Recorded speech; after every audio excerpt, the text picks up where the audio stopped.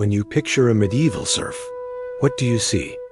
A barefoot peasant in torn rags, living inside a collapsing mud hut, endlessly scraping the earth just to survive. It's an image we've absorbed from movies, textbooks, and dramatic retellings of the so-called Dark Ages. But what if that picture is incomplete? What if the average medieval serf owned tools, raised animals, brewed ale, celebrated weddings that lasted for days, and understood the rhythms of land and labor better than most modern people understand their own economy? Tonight, we step beyond the stereotype, beyond the filth and famine, beyond the idea that medieval peasants lived empty, hopeless lives. Because the truth is quieter, more complex, and surprisingly human in medieval Europe, especially between the 11th and 14th centuries. Most people were not knights in shining armor or kings seated in stone castles. They were peasants, and many of those peasants were serfs. A serf was legally bound to the land they worked. They could not simply pack up and move away without permission from their lord. But they were not slaves in the same way slavery existed in American history. They were not bought and sold individually at market as movable property. Instead, they were tied to the estate, to the soil itself. If the land changed hands, they remained with it. This distinction mattered. It meant that serfs had customary rights. They had recognized claims to strips of farmland. They had access to common pastures, forests, and water sources. In exchange for using the land, they owed labor to the lord of the manor, usually several days a week, working the lord's fields, repairing fences, cutting timber, or harvesting crops. The rest of the time, they worked their own plots, growing food to sustain their families. The popular image of the medieval mud hut does not tell the full story.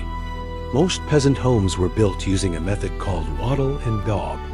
A wooden frame was constructed first. Flexible branches were woven between the beams, and then a mixture of clay, straw, and sometimes animal dung was pressed into the gaps to create walls. The roof was thatched with straw or reeds, thick enough to repel rain when properly maintained. Inside, there was usually a single main room, sometimes with a loft space for sleeping. A central hearth burned constantly, providing warmth and a place to cook. Yes, the interior could be smoky. Yes, winters could be cold. But these homes were not random piles of mud. They were carefully built structures that could last for decades if maintained. Archaeological evidence shows that families repaired and improved their houses over generations. They added storage chests, benches, simple tables, clay pots, iron cooking kettles, and wool blankets. Life was modest, but it was not devoid of comfort. Daily work required skill and knowledge. Farming in medieval Europe was not primitive guesswork. It demanded an understanding of crop rotation, soil health, seasonal timing, and livestock management. Many villages practiced the three-field system, rotating wheat, barley, or oats, and fallow land to preserve nutrients and increase yields. Serfs participated in and benefited from these agricultural systems. They knew when to sow before the first frost and when to harvest before autumn rains. They raised pigs that could forage in nearby forests, kept chickens for eggs, and sometimes owned a cow for milk and cheese. Brewing ale was common, especially among women, and it was safer to drink than untreated water. Even children drank weak ale with meals. The medieval household was not just a shelter.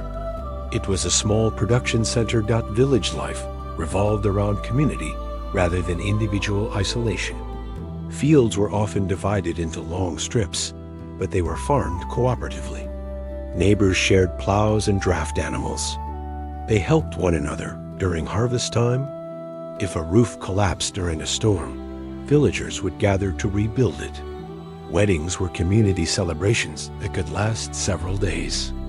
Religious feast days punctuated the year, creating a rhythm of work and rest.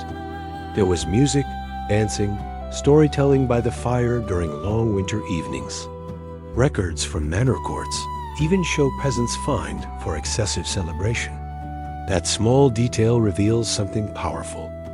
People were not simply crushed into silence. They laughed. They drank. They danced. Serfs also lived within a legal structure that gave them limited but real agency. Each manor typically had a manorial court where disputes were heard and recorded. Peasants brought complaints about land boundaries, unpaid debts, damaged livestock, and broken agreements. Fines were common, but so was participation. Customary law shaped expectations. Lords who pushed too hard risked unrest. When taxation and economic pressures became unbearable, as they did in England in 1381, peasants revolted in large numbers. The Peasants' Revolt demonstrated organization, communication, and collective action. These were not people without awareness of their circumstances. Of course, hardship was real. Famine struck when harvests failed.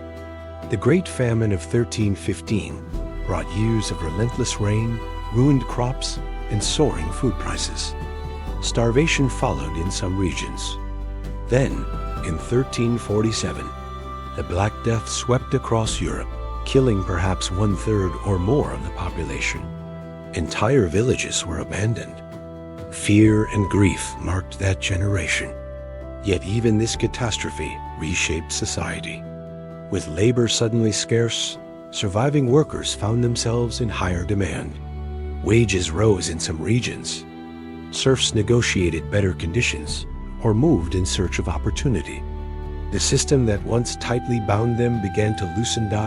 So were medieval serfs miserable? The answer depends on the year, the harvest, the lord, and the region. But historians increasingly note that medieval peasants may have had more seasonal downtime than workers during the Industrial Revolution centuries later.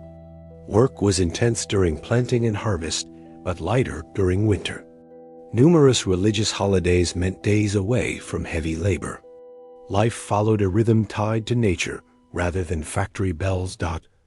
Most serfs would never travel far from the place they were born. They might live and die within a few miles of the same church bell tower. Yet within that small radius was an entire world.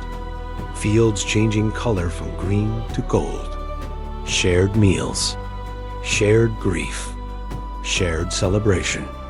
Children growing, elders teaching, stories repeating across generations. Their lives were rooted, not empty.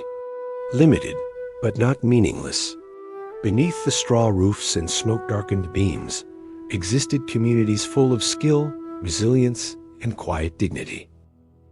If we slow down and look closer at medieval records, faded ink on parchment, court rolls, tax lists, wills, a different picture begins to emerge. Not a world frozen in misery, but one quietly shifting beneath the surface. Because the line between serf and freeman was not always a solid wall. It was often more like a worn fence, leaning, flexible, and sometimes easy to cross. In many regions of medieval Europe, especially in England after the Norman conquest, a serf's status was inherited, but it was not necessarily permanent. Freedom could be purchased. It could be granted. It could even be earned through service, loyalty, or simple persistence. Some serfs saved small amounts of money over years and negotiated with their lord for release. Others escaped to towns, where a powerful rule sometimes applied. If a runaway serf lived in a chartered town for a year and a day without being claimed, they could become legally free. Imagine that quiet countdown. 365 days of keeping your head down, working, surviving, hoping no one recognized you. And then, at last, freedom. Towns themselves became magnets of possibility. While most serfs lived in rural villages, medieval Europe was slowly urbanizing. Markets expanded. Trade routes strengthened. Craft guilds formed. A peasant with skill in weaving, smithing, tanning, baking, brewing could find opportunity beyond the open fields. And here's something that surprises many modern listeners. Some serfs accumulated wealth.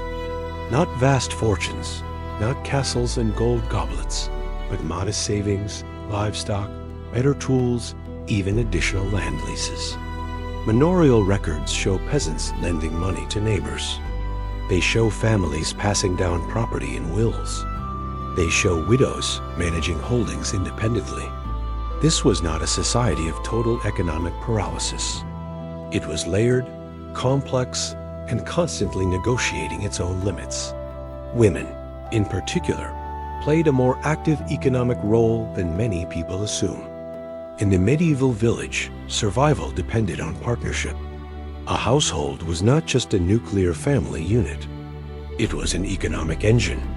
Women brewed ale, made cheese, spun wool, managed poultry, tended gardens, and sometimes oversaw fieldwork alongside men.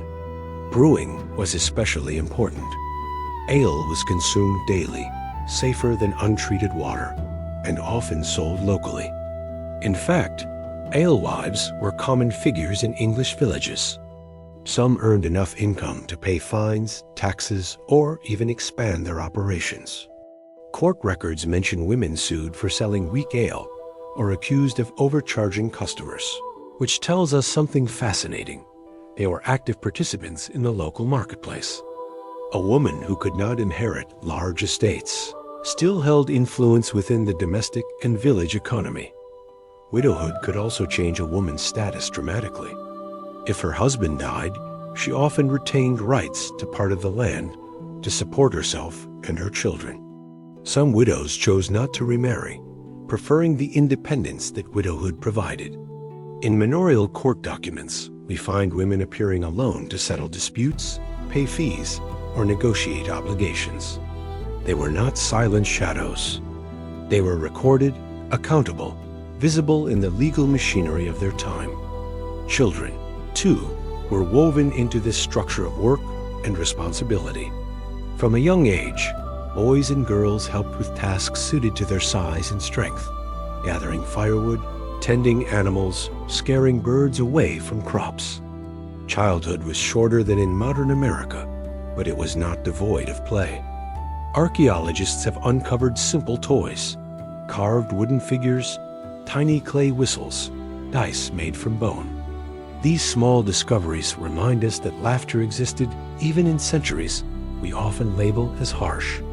Storytelling by the hearth, especially during long winters, became a form of entertainment and education. Folktales passed orally from generation to generation preserved local identity and moral lessons. Religion shaped nearly every aspect of life, but not always in the grim, oppressive way we imagine. The village church stood at the center of communal rhythm. Baptisms, marriages, funerals, all passed through its doors. Holy days interrupted work schedules, sometimes offering dozens of days throughout the year when heavy labor paused. Festivals honoring saints often blended sacred ritual with music, dancing, and feasting. For many serfs, faith offered structure and meaning. It explained suffering, promised justice beyond earthly hierarchies, and created shared identity. At the same time, the church collected tithes and reinforced social order. It comforted and controlled, inspired and disciplined, all at once. Yet beneath this structured world, tension simmered. After the Black Death reduced Europe's population dramatically, labor shortages shifted the balance of power. Lords who once commanded unquestioned service now struggled to maintain their estates. Governments attempted to freeze wages and restrict movement, fearful that peasants would demand too much. In England, the Statute of Laborers in 1351 tried to force workers to accept pre-plague wages. But enforcement proved difficult. Workers knew their value had risen. They began to negotiate more boldly. Some left for better paying opportunities. Others resisted unfair demands quietly through delay or non-compliance. By the late 14th century, frustration erupted. The Peasants' Revolt of 1381 was not a random riot, but a coordinated response to taxation and labor laws perceived as unjust. Rebels marched toward London, demanding reforms and the end of serfdom. Though the revolt was eventually suppressed, it left a lasting impact. It demonstrated collective awareness and the willingness of ordinary people to challenge authority. Over time, across much of Western Europe, serfdom gradually declined. Economic change, urban growth, and demographic shifts eroded the rigid bonds tying people to the soil. And yet, even before its decline, serf life was not static misery. It was a negotiated existence. There were obligations, yes. There were restrictions. But there were also rights, customs, family strategies, and moments of agency. A father teaching his son how to judge soil by its texture. A mother instructing her daughter in brewing techniques perfected over years. A widow calculating how much grain to sell at market. A young man saving coins secretly, dreaming of buying his freedom. These quiet acts rarely make it into dramatic history books, but they formed the fabric of daily life. When we compare this world to later centuries, something surprising appears. The Industrial Revolution, often celebrated as progress, introduced factory schedules that demanded relentless hours indoors, away from sunlight and seasonal rhythm. Medieval peasants worked hard, but their labor was tied to nature's cycles. There were pauses built into the agricultural year. There were communal celebrations, marking transitions from one season to another. Time felt different, less measured by clocks, more by harvests and holy days. Of course, none of this romanticizes disease, hunger, or injustice. Hardship was real. Inequality was real. But so was adaptation. So was resilience. Medieval serfs were not frozen figures in a painting of despair. They were parents, neighbors, craftsmen, believers, skeptics, negotiators. They navigated a system that limited them, yet they carved out spaces of dignity within it. By the time we reach the final layer of the medieval village, what begins to emerge is not simply a system of labor and obligation, but an emotional landscape, one filled with quiet hopes, private fears, love stories, superstitions, and small acts of courage that rarely make it into textbooks. Because beneath the legal categories of serf and lord lived human beings who dreamed, worried, fell in love, and imagined better futures for their children. The medieval world was not emotionally flat. It was deeply textured. Love and marriage, for instance, were not always the cold economic arrangements we sometimes assume. While land agreements and family alliances mattered, court records and personal writings suggest genuine affection often grew within marriages. Couples worked side by side in fields, raised children together, shared meals, and survived winters shoulder to shoulder. In a world where survival required cooperation, partnership created intimacy. A husband leaving before sunrise to plow frozen ground knew his wife would manage the household, prepare food, tend animals, and maintain the fragile balance of supplies. Trust was not optional. It was essential. And when one partner died, as happened often in an age of disease, the grief could be devastating. Medieval literature and church records include prayers and poems expressing deep sorrow over lost spouses and children. These were not emotionless centuries. They were centuries where loss was common, and therefore love was fiercely valued. Fear also shaped daily life, though not always in the dramatic way we imagine. Yes, there was fear of famine, fear of illness, fear of harsh winters. But there was also fear of the unseen. Medieval villages were saturated with belief in spirits, omens, curses, and divine signs.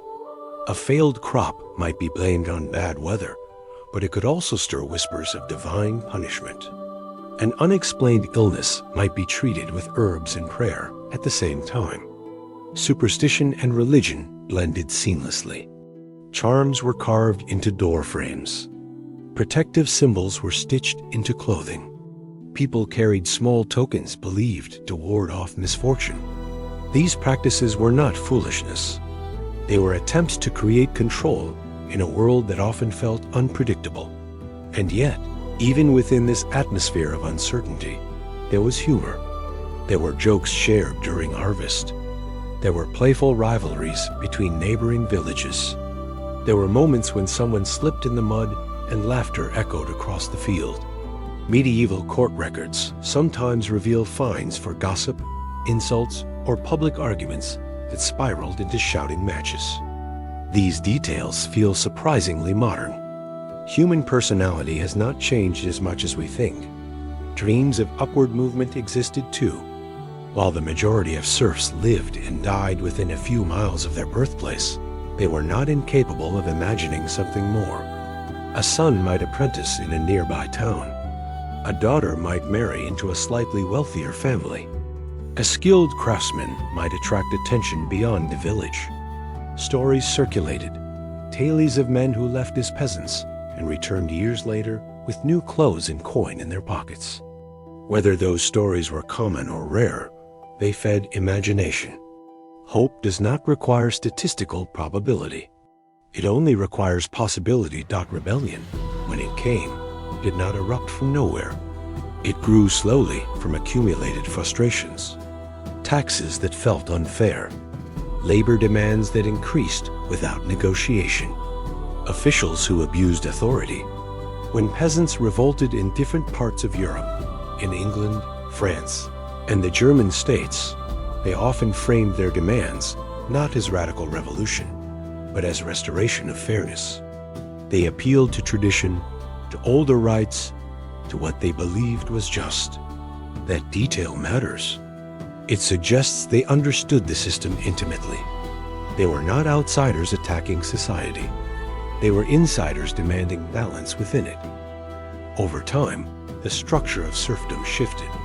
In Western Europe, it gradually weakened after the 14th century.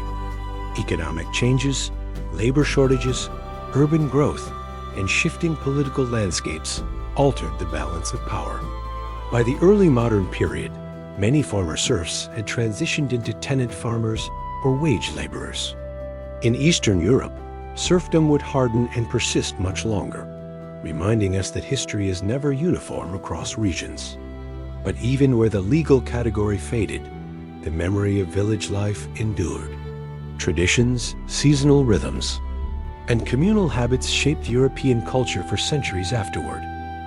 If we step back and compare medieval serfs to later industrial workers in 18th and 19th century America or Britain, something unexpected appears. Factory workers labored under strict clock schedules, often indoors, with little control over pace. Medieval peasants worked intensely during planting and harvest, but their labor followed daylight and season. Winter slowed activity. Religious festivals punctuated the calendar. Community gatherings created regular pauses. This does not mean medieval life was easy. It was not. But it does complicate the idea that progress always moves in a straight line from darkness to light. The truth is that medieval serfs, lives defined by limitation and belonging at the same time. They were restricted in movement, yet deeply rooted in place. They lacked political power at the highest levels, yet possessed influence within their village networks. They endured hardship, yet built traditions rich with music, story, and ritual. Their homes may have had dirt floors and smoke-darkened beams, but inside those walls children were born. Elders told stories, bread was baked, arguments were settled, and songs were sung. Perhaps the most important shift we can make is this. Instead of asking whether medieval serfs were miserable or content, we can ask whether they were human. And the answer is undeniably yes. They navigated uncertainty with the tools available to them. They formed communities because isolation meant danger. They believed in forces beyond their control because nature could be cruel. They laughed when they could. They mourned when they had to. They negotiated, adapted, resisted, endured. When we strip away the stereotype of the faceless peasant in the mud, what remains is something far more compelling. A world of ordinary people sustaining civilization quietly from the ground up. Kings and knights dominate dramatic history, but fields do not plow themselves. Bread does not bake itself. Kingdoms do not survive without those who work the soil. Medieval serfs were the foundation beneath castles, the invisible architecture supporting cathedrals and armies. Without them, the medieval world collapses, and maybe that is why their story matters today, especially to us. In modern America, we often celebrate visible success, wealth, power, celebrity. But history reminds us that most lives are lived outside the spotlight. Most contributions are quiet. Most resilience goes unrecorded. The medieval serf, bent over a field at sunrise, represents millions of human beings across time, whose names we will never know, yet whose labor shaped the world we inherited. So the next time you imagine medieval Europe, try to see beyond the mud hut. Picture the warm glow of a hearth on a winter evening.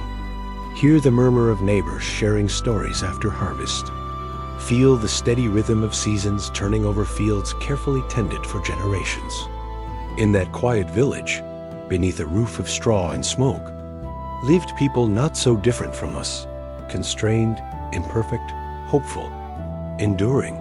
The unseen lives of medieval serfs were never just about survival. They were about being human in a world that demanded strength. And when we listen closely, across the centuries, we can still hear them.